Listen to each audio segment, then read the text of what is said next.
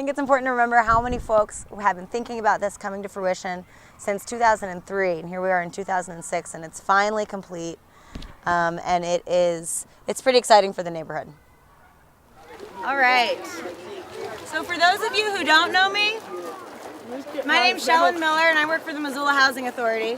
My boss, Peter Hans, is in Lewistown doing other housing developments, so his jokes are better than mine, but his stories are longer, so we might be in luck.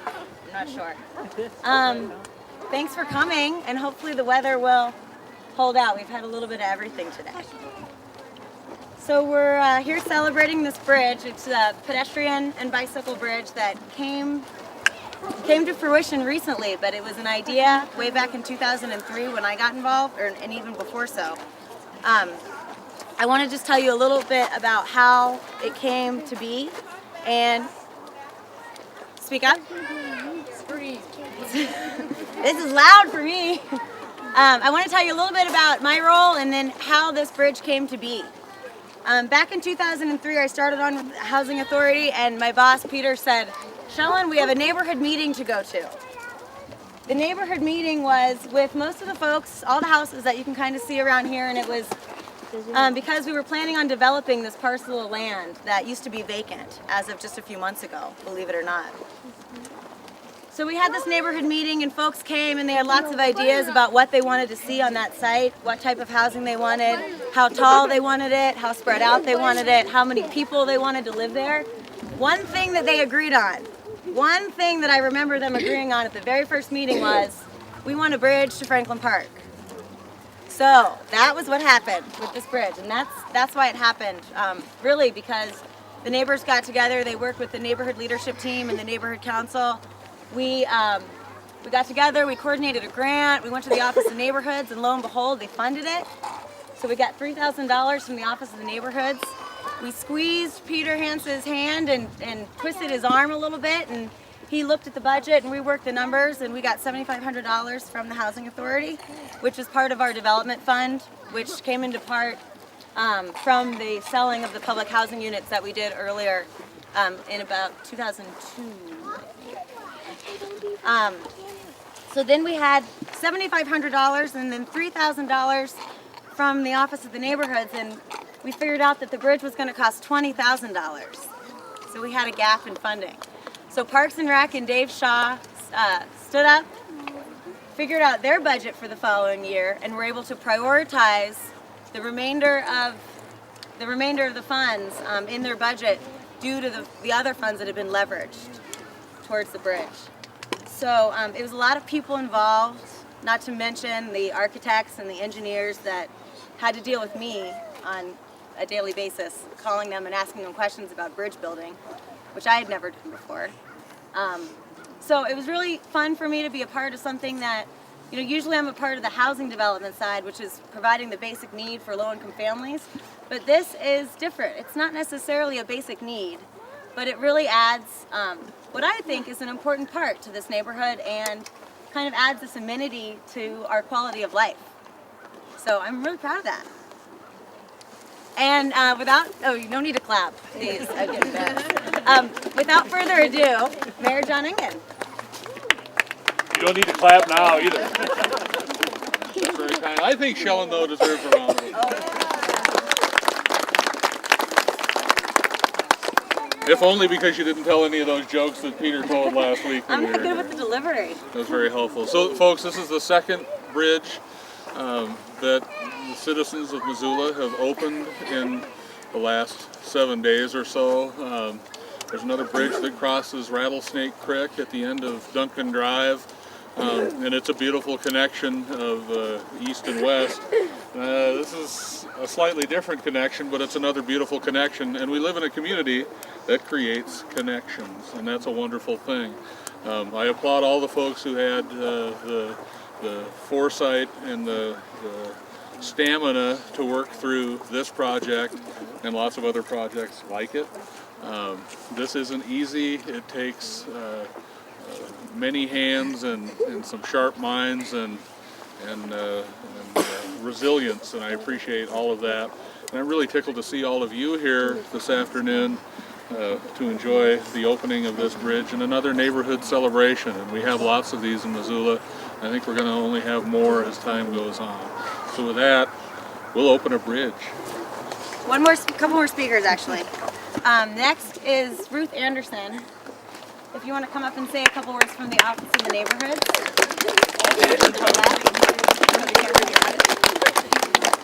Hi, I know some of you, but my name's Ruth Anderson. I'm the neighborhood liaison in the Office of Neighborhoods for the City of Missoula. So I coordinate with all the 17 neighborhood councils in Missoula and the community forum. And I'm here to kind of representing the community forum and neighborhood councils on behalf of the Neighborhood Project Fund program. And it's a grant program that is held annually, and applicants can apply for a maximum of $3,000, which this project applied for and was awarded in 2005. So we're happy to see what a lovely addition it's making as a neighborhood project, and want to see more and more applicants and more neighborhood projects come out of that Neighborhood Project Fund grant program. Congratulations. So with every bridge comes a safety talk. Why is Officer Rod in a safety talk? So here's Officer Rod Swanson, who is a community police officer with the Missoula Housing Authority. And kids, listen up because he's just going to give you a few tips. Maybe to a few of the parents too.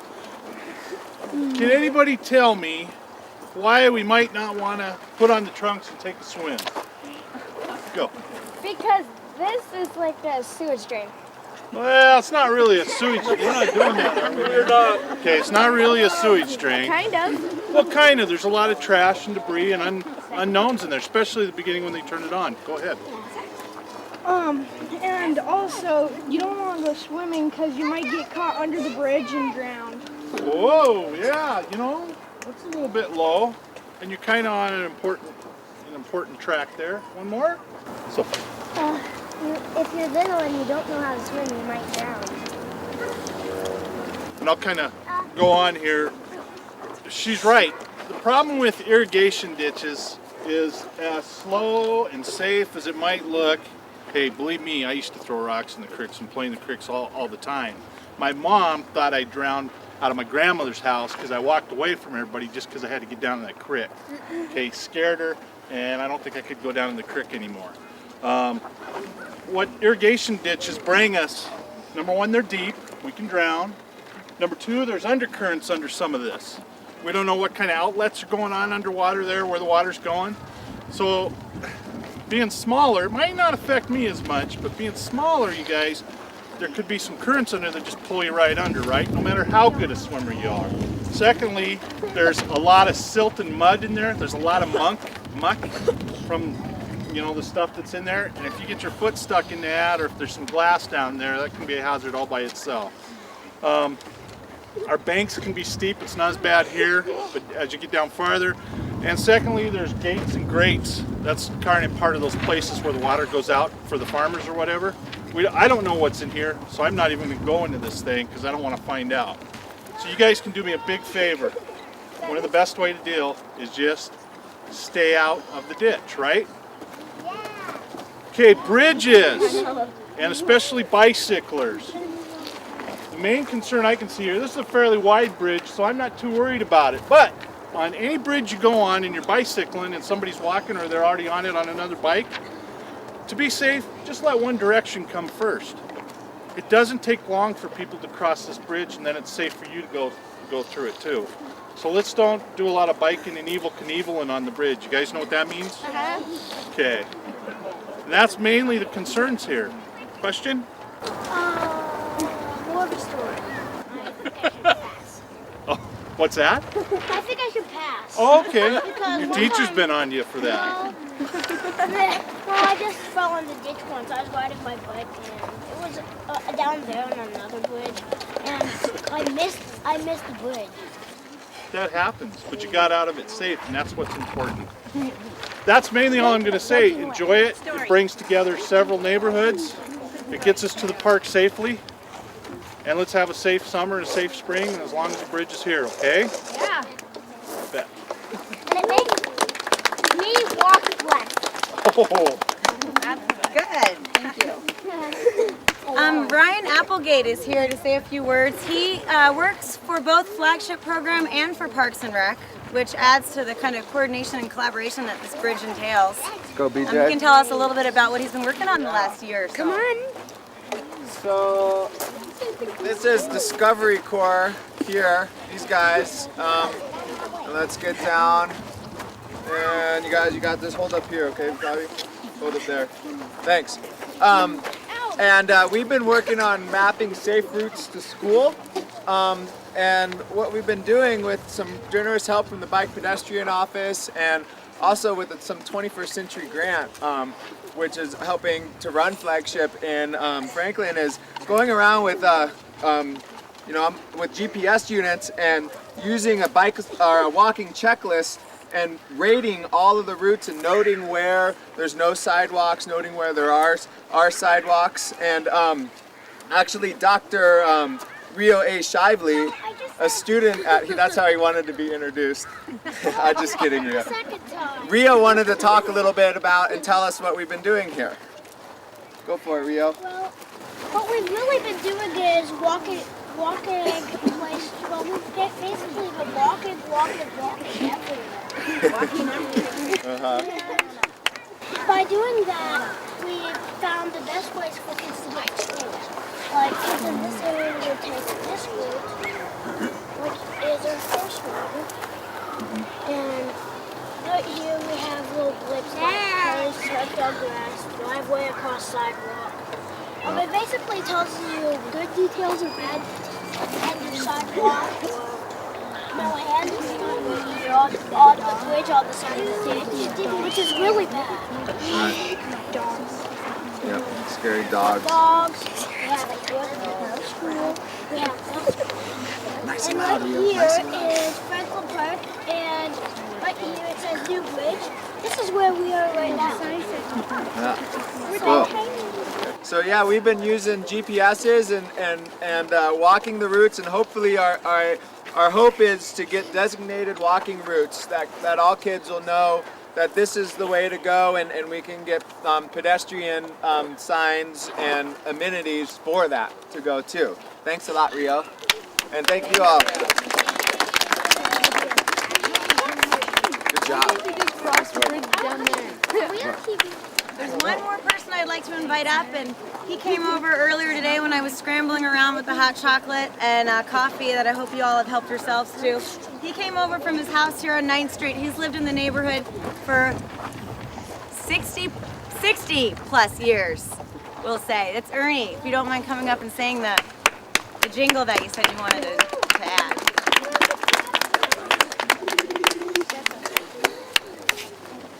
This is not a poem. I'm not a poet. I'm a rhymer. Poets can say anything they want to say in any order they want. And it's a poem if a poet wrote it. But I'm not a poet, I'm a rhymer. Okay. From sitting in my front yard shade, the Franklin Park is green. The children's bikes and frisbees are continuously seen. The latest acquisition, Shellon's Bridge across the moat. It's guaranteed to be troll-free. It was cleared by Billy Goat. The mothers pushing prams enjoy the shortening way to sandbox or to ball games or to picnic by the spray. Again, I cannot wonder if there's a more important use, unless it be the use for me, a shortcut to the moose. Okay,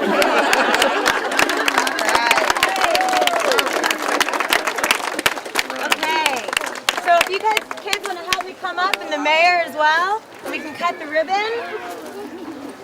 Giant scissors! Giant ball and scissors! Yeah, well, Raj, you want to help? Johnson. Let's all. Okay. All right. 1, 2, 3. One and a half. Well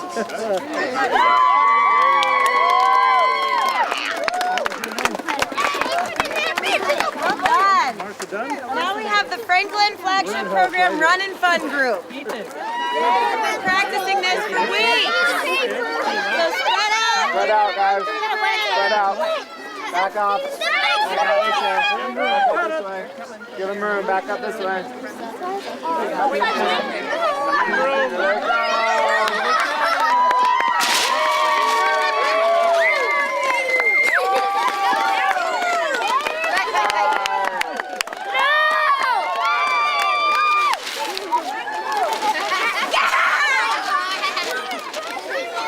Thanks for coming. We're here at the bridge, at the Franklin Park Pedestrian Bicycle Bridge that finally got put into place. Last time we were here it was just being worked out, so now it's complete. We just had our celebration and grand opening that was in conjunction with Missoula's Bike Walk Bus Week and also with the Franklin Flagship Program. So it was a fun celebration. I wish you were here. The bridge came into place very recently after years of planning. The three main funding sources are the Missoula Housing Authority, which put $7,500 into the bridge, which is who I work for. We had access to that money, part of our public housing project, and we were able to donate some of that money towards the bridge, thinking that it would really be an amenity to both our clients at the public housing development and also our neighbors here in the Franklin to the Fort area. The second source of funds was the Office of the Neighborhoods here in the city of Missoula. The neighborhood leadership team and the neighborhood council got together. We collaborated on a grant and we were funded by the full $3,000 from the Office of the Neighborhoods.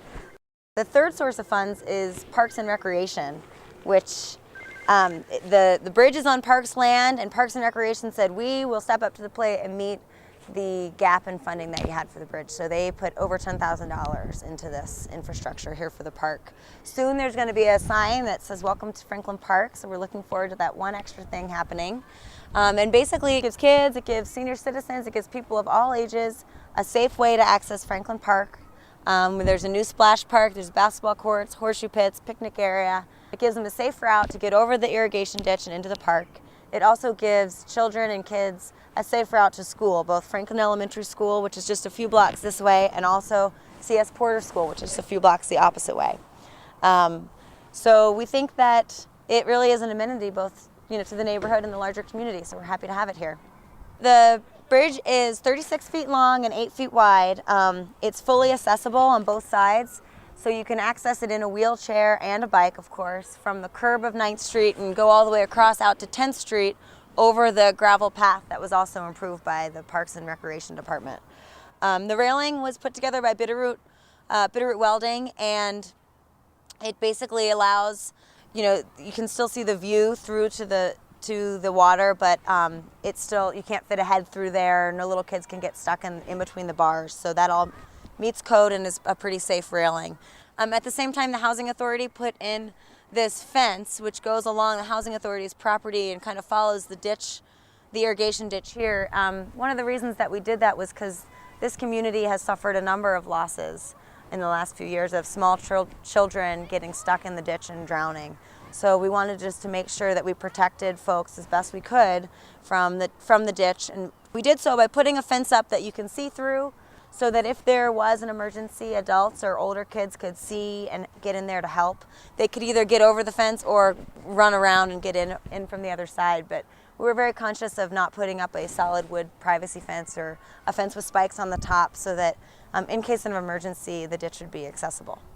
I think it's important to remember how many folks have been thinking about this coming to fruition since 2003, and here we are in 2006, and it's finally complete. And it's pretty exciting for the neighborhood.